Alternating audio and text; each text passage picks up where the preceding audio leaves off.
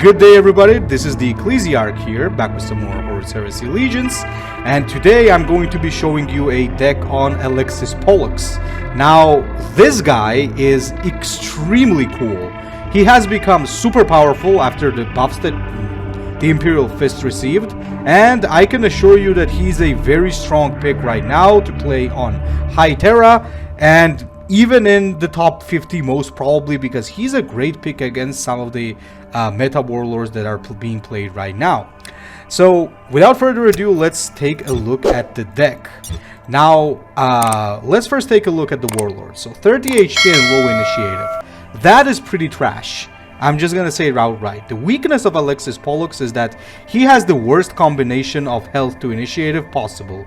30 HP, the lowest health, if we don't count like Chaos Spawn, and low initiative if we don't count like Canis Vertex that has very low.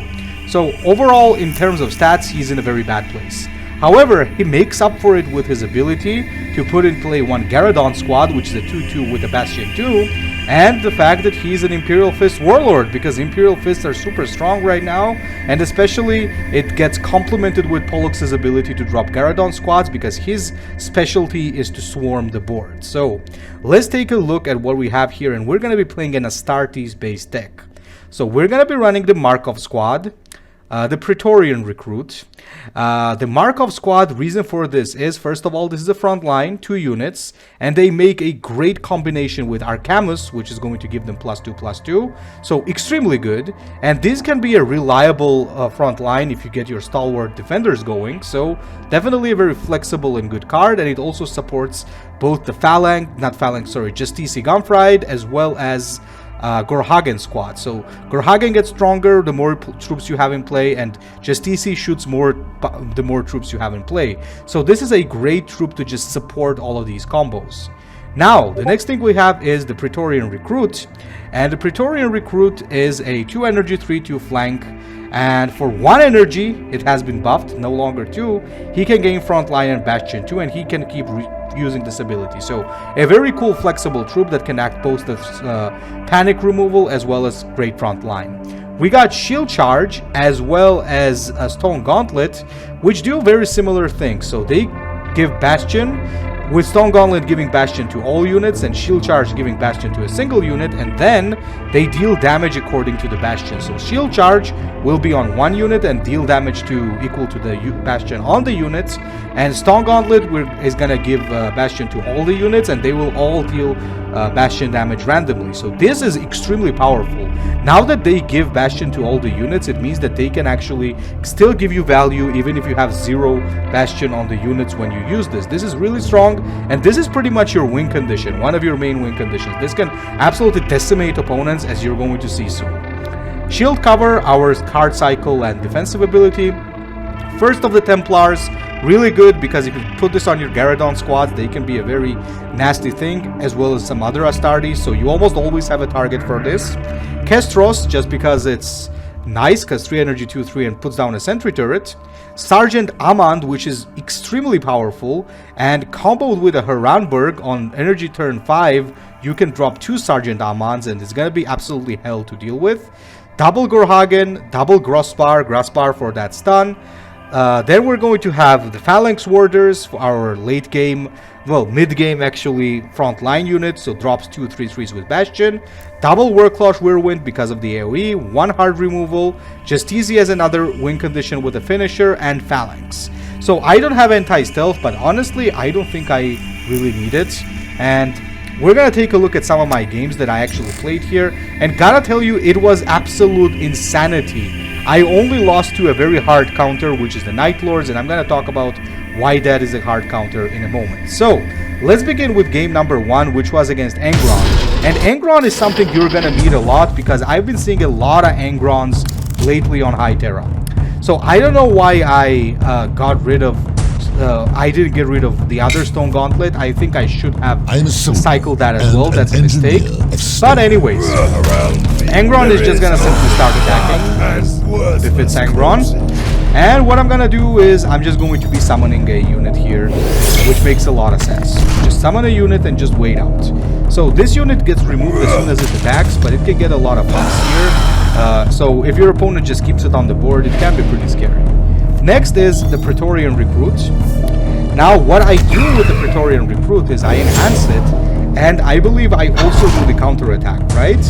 Yes, that is because I want to make this unit as durable as possible, because it will become a hell to deal with for Angron if he doesn't somehow miraculously destroy it right now.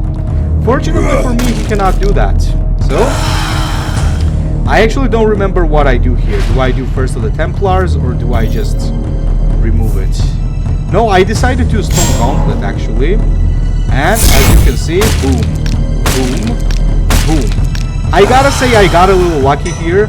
I could have played it more defensive, but it paid off, so why the hell not? So now Angron is in a bit of a pickle. I could play Arcamus here, but I decide to keep it for the Markov Squad combo, so instead I play the Templars. I give Bastion to this unit as well, and I just whack it.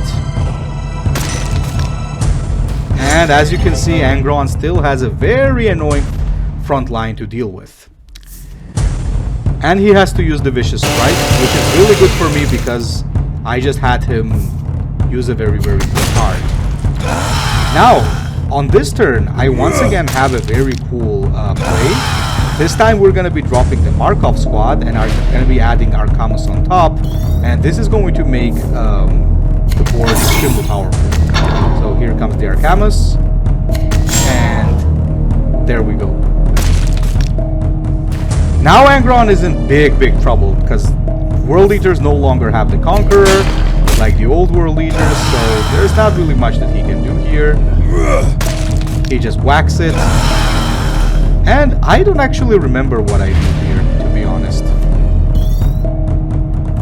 I get my Stalwart Defenders, and I do a Kestros. I think I trade Arcamus and even attack with my Warlord here. Yeah, the reason I do choose to take 6 damage is because I prefer to have more units on the board so that I can play just TC for bigger value on the next turn. He attacks Kestros.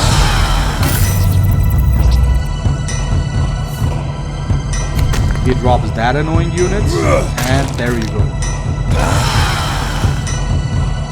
And I think he's in trouble now, right? Perfect. And there's just these 1, 2, 3, 4. And that's exactly lethal right there, guys. That's exactly lethal. There you go. So that was one match against Angron. Now you can argue that the Angron didn't really have a good start, but the other match that I have against Angrons, the other 2 matches, are a little more tricky. That's number 1. That's number 1. So let's take a look at the next game that we played here, which was against Mortarion. Now, Mortarion is not a hard matchup. As you guys know, I've been recently playing a lot of Mortarion, and I can't say that Polux can't deal with him pretty well. Only bad part is that you also have low initiative, so Morty can actually go first, which is ew. Pretty bad. So nothing serious to do here. We just drop our big boy.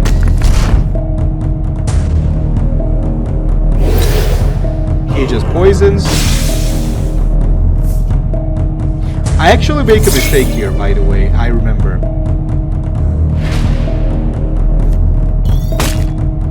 So I decide to sacrifice this. Now I'm not sure if that was the correct play, because honestly I could have just counter-attacked it and it would have stayed alive, but I decided to just attack it to make sure it doesn't die to poison, and I pass. And he poisons that, and he gets the command bridge. Now that is actually pretty good, because take a look at what's gonna happen now. I'm just gonna buff it. So whatever damage he dealt is just gonna go back. Then I'm gonna drop another one of these, and do I do counterattack on it? Yeah. I make sure that it's a little more durable.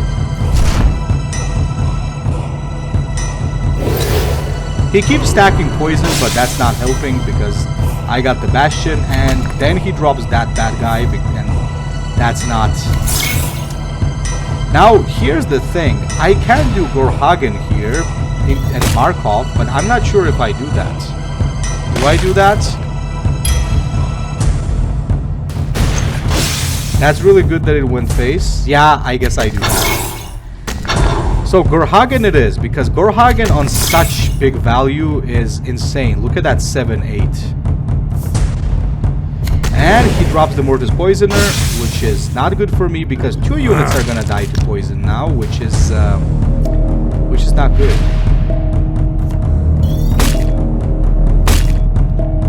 There you go. I drop one of these and I drop another Gorhagen. And honestly, I don't really have a reason to panic, so I don't need to rush him. I just can't keep control of the board. Unfortunately for me, he had an answer to one of my Gorhagen squads, but that really isn't going to change much. Because next turn I do have the Phalanx Warders. And after that, I'm going to have just DC and it's going to be ugly.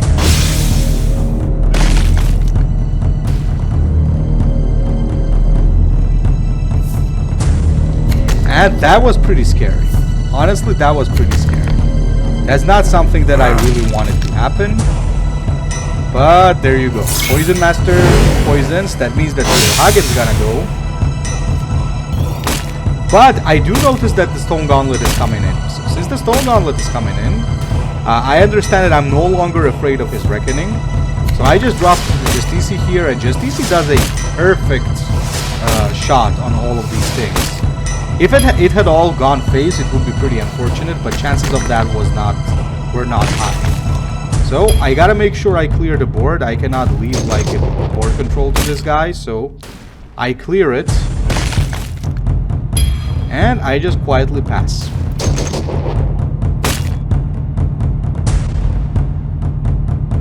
I don't remember what he does here. So death begets death on Justice. And poison on the Phalanx Warders, which is not good.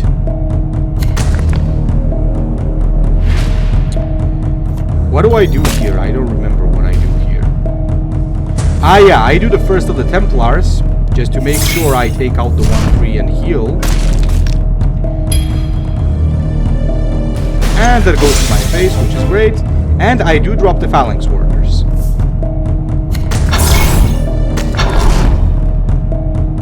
I think Mortarion here turns into the Whispers, and this is where I actually thought that Mortarion made a big mistake. And he even goes face, so I think that was a mistake, because now I can actually bombard him with the Stone Gauntlets, which is really good. So somebody was sending me a call right now on Messenger, and sorry for the extra sounds.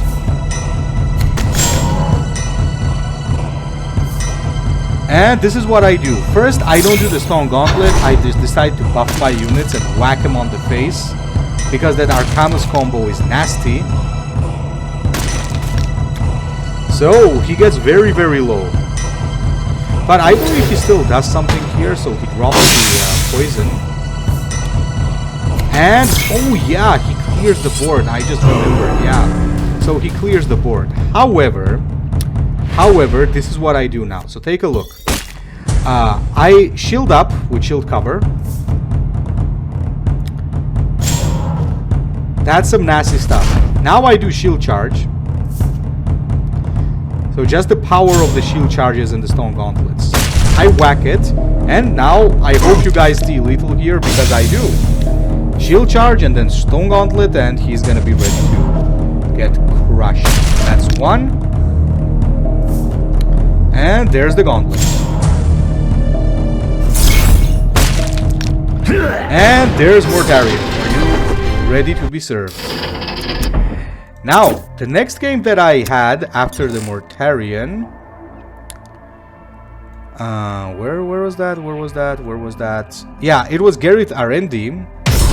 Now, Ravengard is a pretty good matchup for Imperial Fists, honestly. I am a soldier So and an engineer. it's not a surprise that we won this one, because it's really an easy matchup. Because in case you guys didn't know, sentencing does not trigger. It does not trigger on Bastion. So Bastion removal does not count as damage.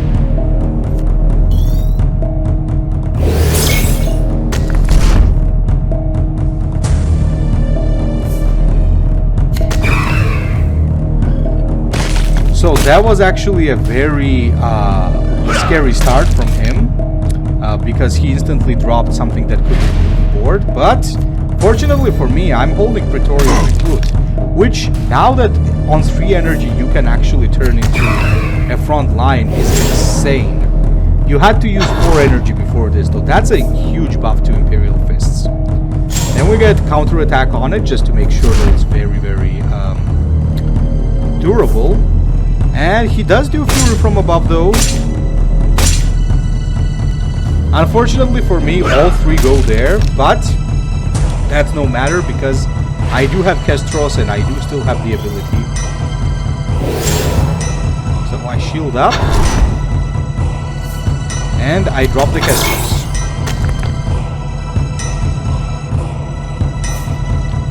Then we get the Rain of Fire.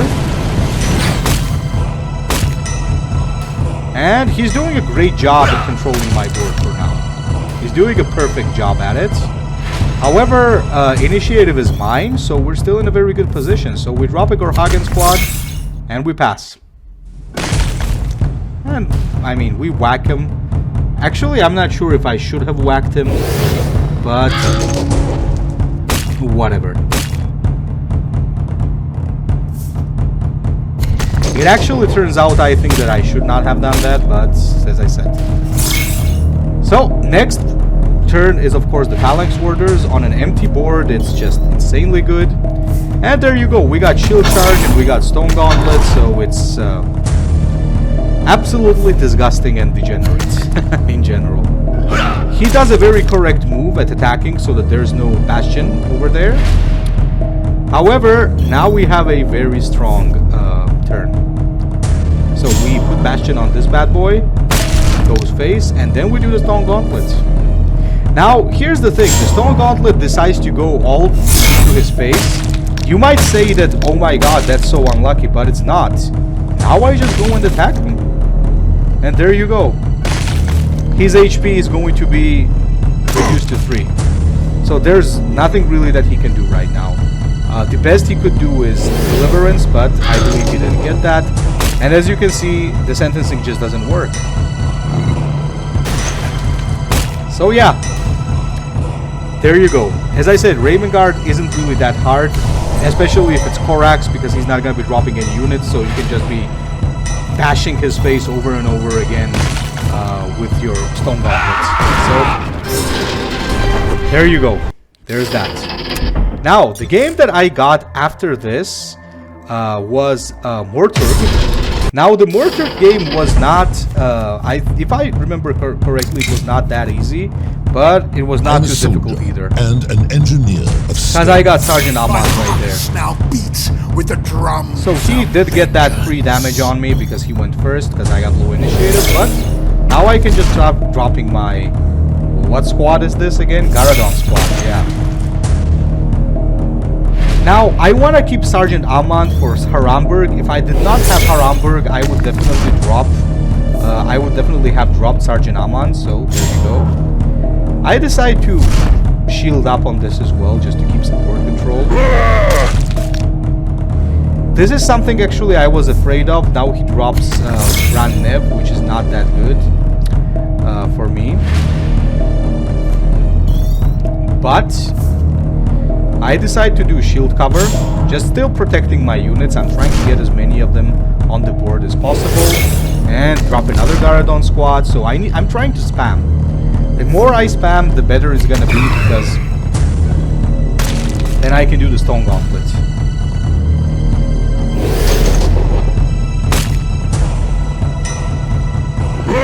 And there we go.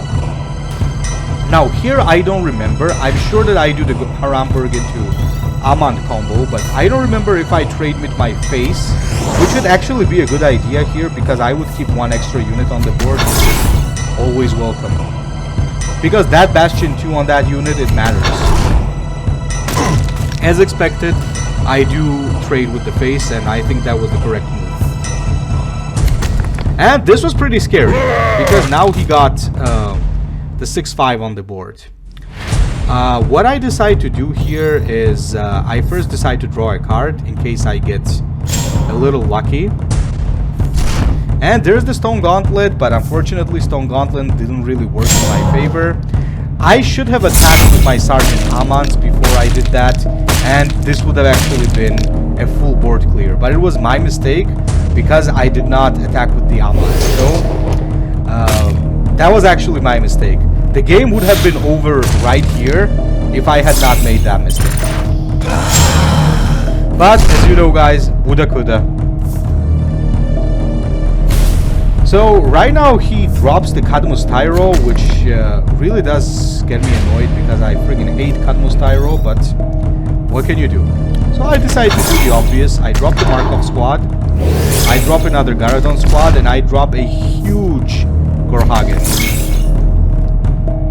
And I also attack with this guy. Enough Bastion. Now, fortunately for me, he did not have some crazy answers to this. And he had to trade Grand Nev, which is perfect. Then he attacks with Cadmus. And then he does the bikes. 1, 2. And he gets Precognition. Now, I don't remember what I actually did here. Oh, Stone Gauntlet. Sweet. Yep, there's the Stone Gauntlet, boys. Absolutely degenerate Stone Gauntlet right there. Look at that, look at that. Look at the damage, man. Honestly. Now, this was a mistake. I should not have targeted this guy with it. I should have spread it evenly so that I would have 2 priority targets, but here he actually ends up. Today we retreat. Tomorrow you will fall. Now, after that came the actually difficult game. Now, this game was Valkyrian. Now, the problem with this is that whenever you play against Nightlords as Imperial Fist, you're automatically in a disadvantage. Now, let me explain why. Number one reason for that is that they have terror, and Imperial Fists are mostly full of units that have high durability but low attack. Second problem is that they have things that instantly destroy units with low attacks. A low attack. Now, the problem that we also have here is the Recon Claw. As you guys know, Recon Claw makes Nightlord that much more terrifying, and unfortunately for me, he dropped it on turn 1, and that already kind of spilled doom for me, I think. But, and there's the Mercy and Forgiveness as well. So there were a lot of things that were working against us, but then again, as I said, this is not a good matchup. So, he draws a card and passes. Now, I'm still at 4, so I just decide to drop a Gorhagen. I'm not sure if that was the good idea. I think maybe Grossbar squad was better. But, as you can see, this bad boy keeps drawing cards, which is really good. And there you go. This was actually not too bad. I expected like a Headhunter squad or whatever it's called, and that would have been an auto loss. But however, this turn I do have a very strong one, which is Haramburg into Amand combo once again, which, as I said, is an insane combo. That's number 2. The double Amand is really, really good overall. It's super good.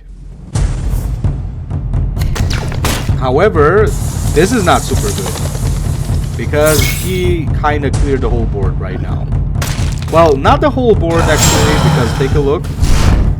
He attacks twice, I think he made a little mistake because he forgot, I think, that Amand is gonna keep getting bastion, so that ended up being very good for me. Of course, I played Warders here, and I trade with Amand. I'm not sure if that was smart. Maybe I should have traded with the face, now that I look at it. Unfortunately for me, there's the Curse Chosen. And that thing is absolutely terrifying. Another message on Discord. I keep forgetting that I need to shut down these apps before I start recording a video. Now I do need retribution there, so I decided to drop the Markov squad. On top of that, I do the shield cover. And I do retribution. Which is of course nice. And I decide to attack face because as time passes, I'm getting weaker. He's gonna get a lot of cards now, and that of course is very, very scary.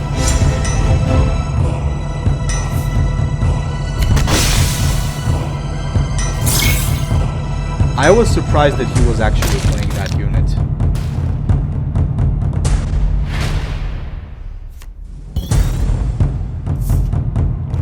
What did I do here? I don't even remember what I did here. Yeah, I used Shield Chari, right? Or not? I think that wasn't too smart.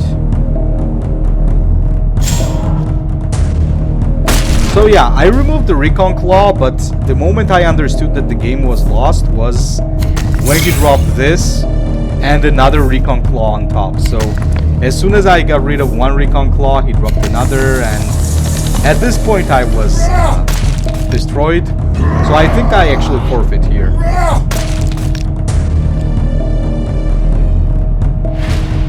If I remember correctly, I forfeit. This is not miss. Yeah, this was already too much.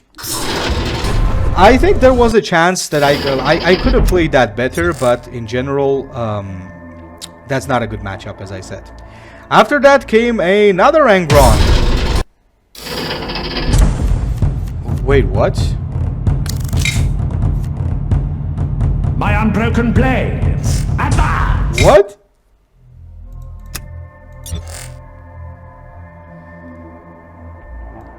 What? What? Why is it showing the game against... My right. So this replay is broken, apparently. Okay, let's look at this one. Against Balthazar Dupain. I am a soldier. It's unfortunate that Angron game was very interesting. Maybe it's gonna start up after this, I don't know. So Balthazar Dupain game, once again, very interesting game because it's a pretty scary situation in general, because Dupain is pretty strong. Now, instantly I decide that it's time to use the Praetorian to get rid of this stuff, because I cannot have the guy flooding my board. If he floods the board, it's gonna be a problem. Now, unfortunately for me, he's strong. He's gonna be dropping a lot of very powerful stuff. So I just decide to go with Kestros. That's the best I can do right now. I whack it, and I do counterattack.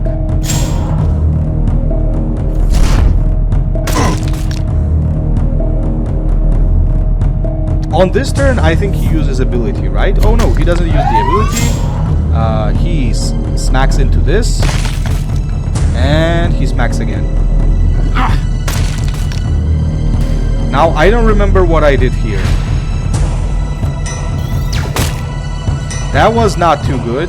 So I think I do both Kestros and Markov squad, because I get a setup for Arcamus, and I'm abusing the fact that not a lot of Dupains are using AoE capabilities. So I know that he doesn't have much AoE.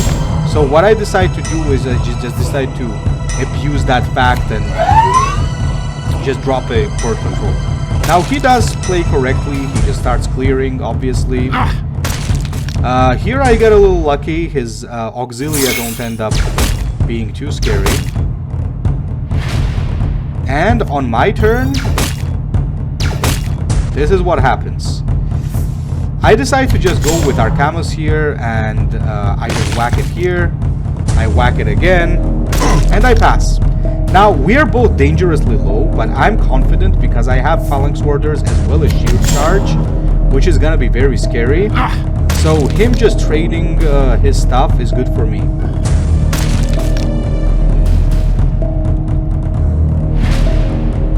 So, here I think, I don't remember what I do here. I might have done Shield Charge, actually. Oh no, so I just dropped my Warders. No Shield Charge yet. He drops the Traitor Auxilia, which is fine. He drops then the Solar Auxilia, and uses the Warlord power, right? Or not? Ah, he uses the Infiltration. Fair enough. And this is actually one of the mistakes that he... no, he did correctly. Never mind. Now, I think my turret does a very nice shot here. No, it does not. Okay, so we do this. We drop the Markov. Oh, actually, first we do the Shield Charge. Very well. And that was a beautiful Shield Charge right there. I do another one. And it goes right on target. And I pass. Now it doesn't really matter anymore because I have the Phalanx and he's out of cards. So we successfully managed to endure his onslaught and kind of, you know, smack him.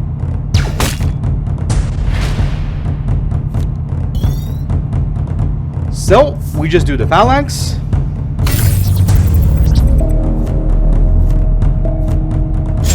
Getting a lot of very good stuff here.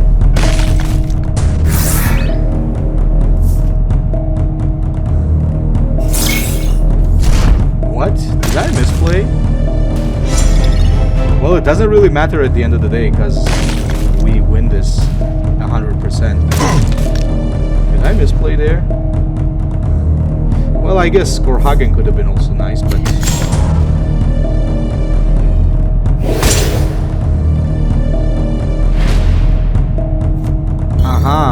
So I trade, I think. No, I just dropped the Gorhagen. Yeah, that's good. So I did not make a mistake here. This is the safest play possible here because you really don't have much to do there.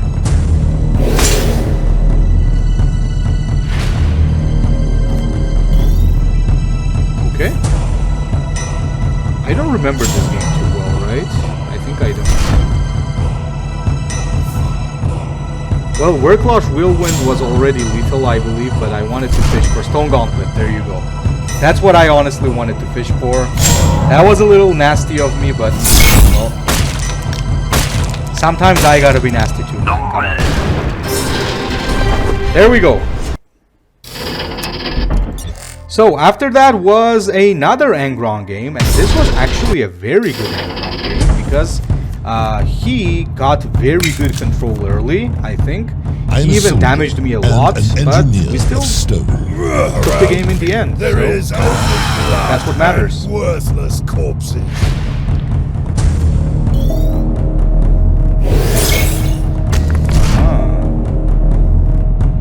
So a standard beginning, but now he drops this. So I have no choice but to whack it, make sure to remove it, and play Sergeant Amand. Now that I don't have Haramberg, I don't have any reason not to play Amand.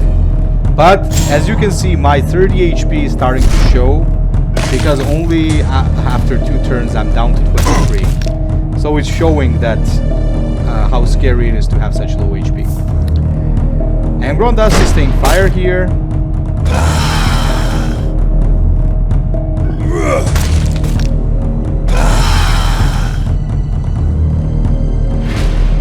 I decided to Stalwart Defenders.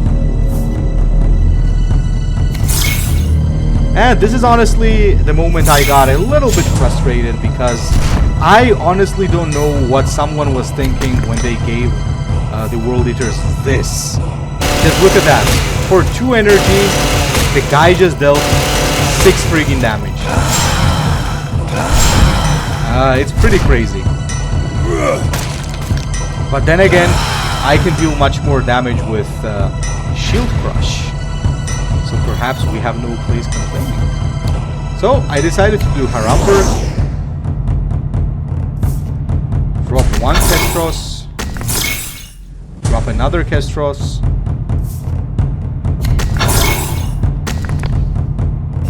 And pass.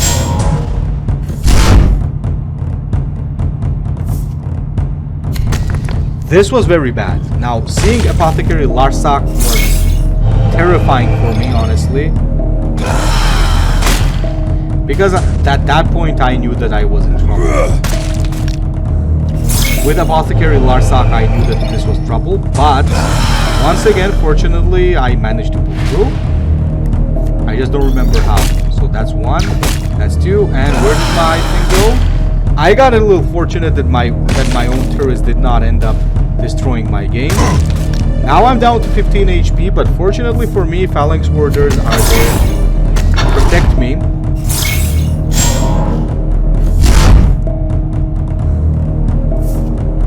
He does have a Vicious Strike, just like last time.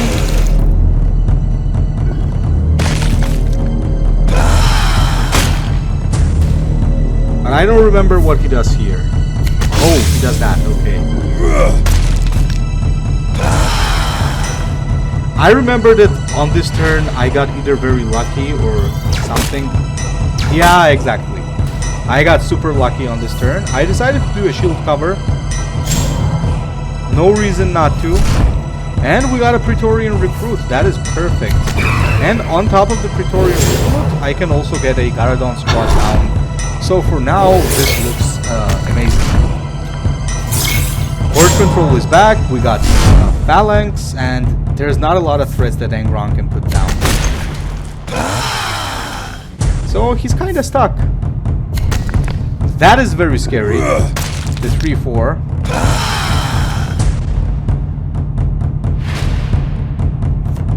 I think I do end up doing the Phalanx though.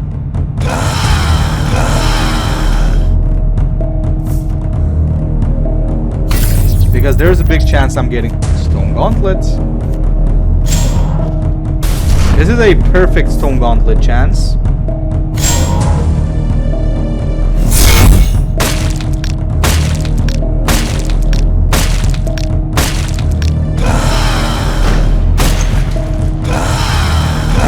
I don't think I do anything here, I just pass.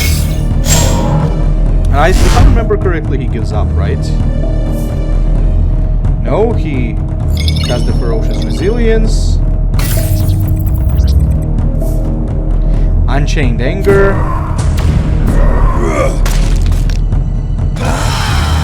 But unfortunately for him, that's like... that's literally nothing.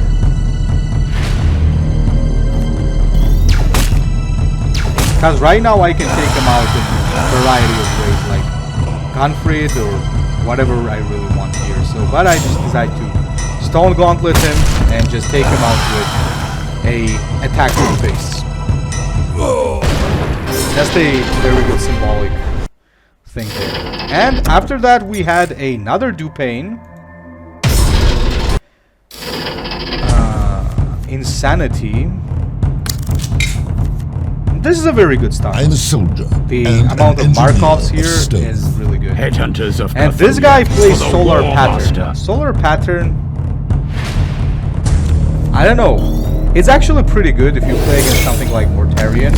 I lost to a lot of Dupains because they were playing Solar Pattern, but I think in most matchups you're not gonna get it.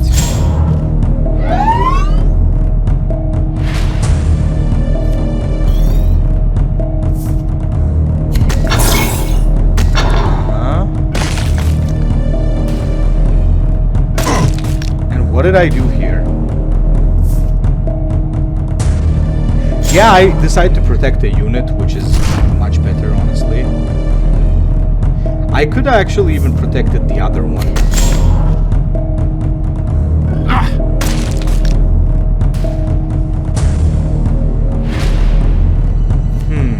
What did I do here?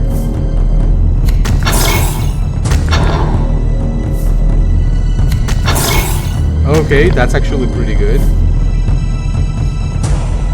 This is actually pretty good.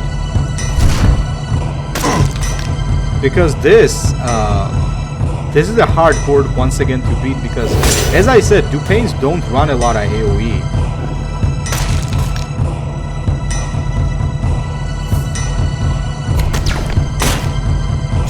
Now here I don't remember, do I do Stone Gauntlet or do I not do Stone Gauntlet? I just don't remember. Or do I just drop the Gorhagen? Ah, I do the first of the Templars. Okay, okay.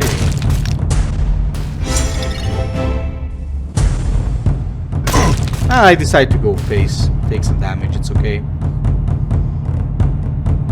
And leaving a 3 HP unit is not bad because you know the 2 energy he's gonna be wasting to deal with that. Which is really good. This turn is ours. We got Phalanx Warder.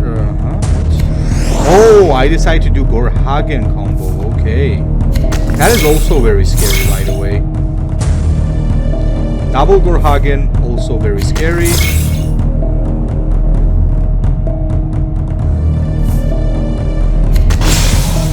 That was actually surprising. I did not expect it to see that unit. Seeing that unit today already, like, second time, weird, but whatever. So, here I do believe I do my Stone Gauntlet, right? Or just do Stalwart Defenders, I don't remember. I think Praetorian into Stalwart. Oh, nope. It's the Phalanx Warders.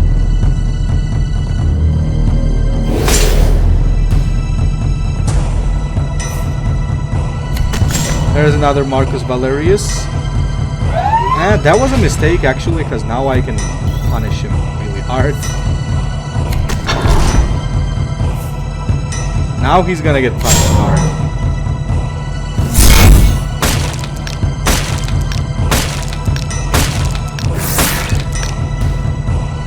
And I think yeah, that's what I do. And at this point, it's absolutely fine to start bashing the guy because, as I said, Balthazar Dupain don't tend to have AoE.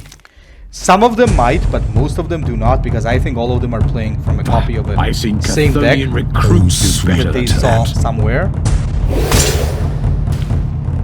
So yes. Legate Commander, and honestly, now I felt a bit sorry for the guy because I just drew so well.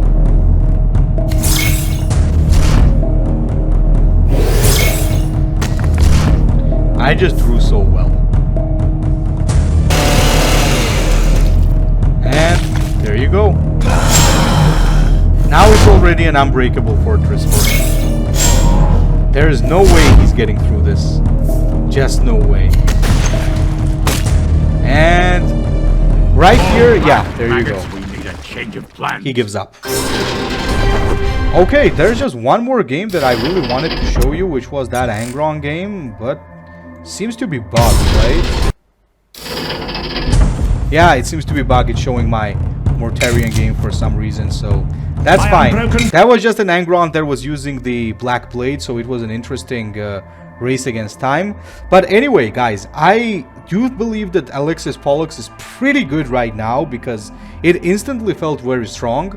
When I faced against like a couple of Poluxes, I really felt under pressure, and I do think that he's a great pick right now. So yeah, he is pretty toxic, honestly. Now he's really strong, but I don't know, if you're an Imperial Fist fan, like, this is your chance to play competitive.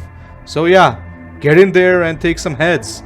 So thank you for watching, guys. Ecclesiarch out.